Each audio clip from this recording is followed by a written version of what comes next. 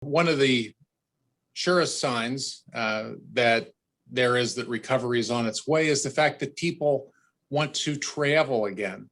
And apparently cruises are a popular item among HCM clients, because I've had at least, if not more, at least half a dozen people ask me in the last couple of weeks if it's safe to travel again, and if booking a cruise is a good idea.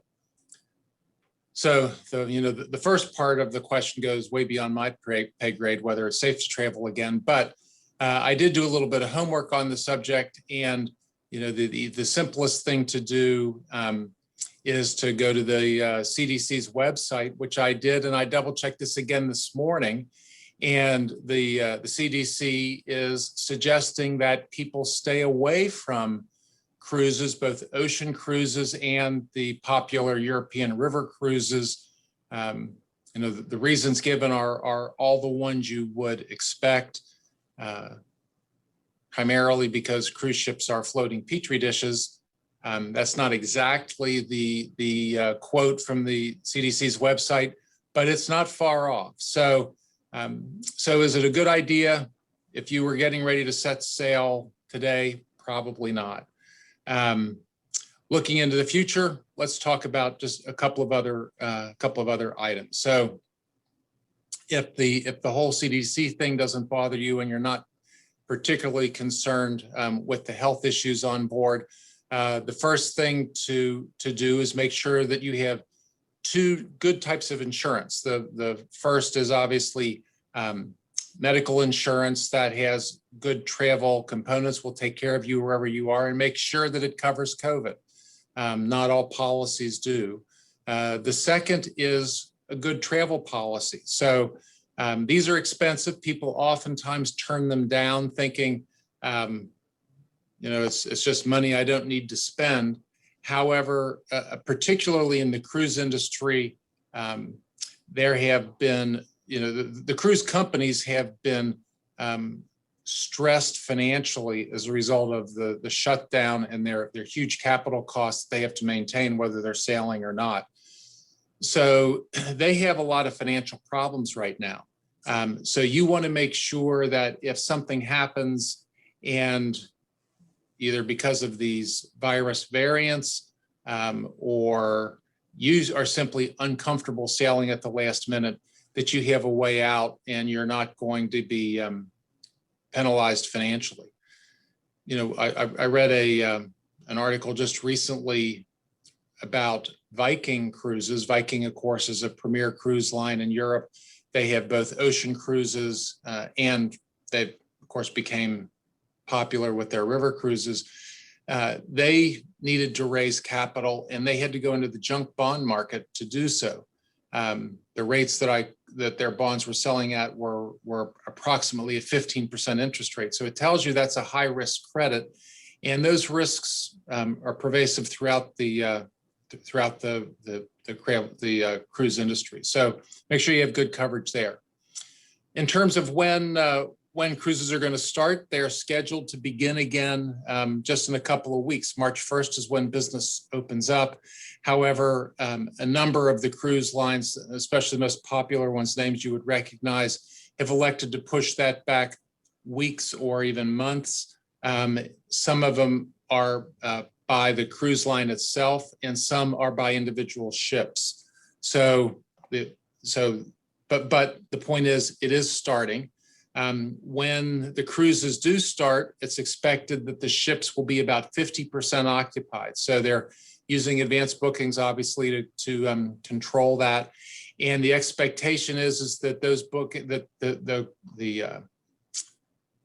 the population on board will grow to about 90% by the end of this year, and by the beginning of 2022, we will have, of course, probably chronically overbooked cruise ships, assuming that we don't have additional health issues, because people are going to be itching to get back out there. So what are some of the safety precautions? Well, some of them are many of them are the ones you would expect. They're going to be the same on boat as they are on land. Passengers will be required to complete health screening questionnaires before they go on board. And this is the one that took me a little bit by surprise.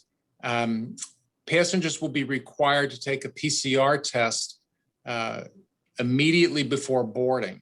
So for passengers who were, especially in Europe, or if you travel with the cruise company ahead of time and you're staying in a hotel the night before your cruise, you'll be tested in the hotel. Otherwise, you'll be tested shipside, and the results of these tests can take 3 or 4 hours to come back. So it's going to be sort of a confused delay period while these results are obtained. Same thing when you're disembarking, you'll take the same type of test. You'll also have to be aware and respect the policies regarding quarantine for the countries that you'll be going to. So that's an issue that everybody's going to have to pay attention to. Obviously, the boats all are going to have, early on anyway, all going to have masking requirements in all of the public areas, hallways.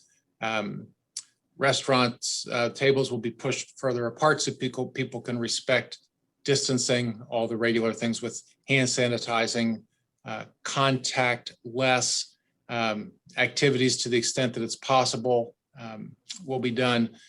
And for the first part of the year, at least, up through October, I believe, no U.S. cruises are allowed to last more than 7 days. So those are some of the differences that we were able to dig up between what people would have been accustomed to in the good old days. Also, Congress passed a law called the Cruise Passenger Protection Act. It had a couple of requirements. These are not particularly disruptive. However, in fact, they're good changes. All ships, I had read in one place where it was boats with 250 passengers, others seem to be all ships, but you have to have a licensed physician on board who is trained in viruses, COVID, those sorts of things. And also video cameras are going to be installed in all public areas so that the monitoring of people's mask wearing and so forth can be done effectively. So it's going to be a different kind of environment, at least for the balance of this year until everything gets figured out. There will obviously be a number of other specifics that the industry will figure out as time goes on, but that's sort of an outline of what we were able to come up with.